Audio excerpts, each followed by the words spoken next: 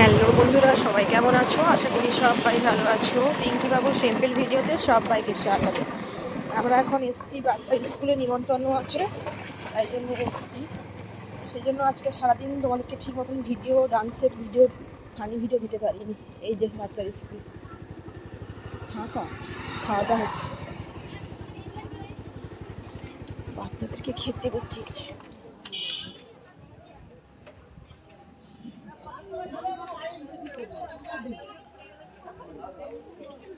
যত খুশি খেতে পারি।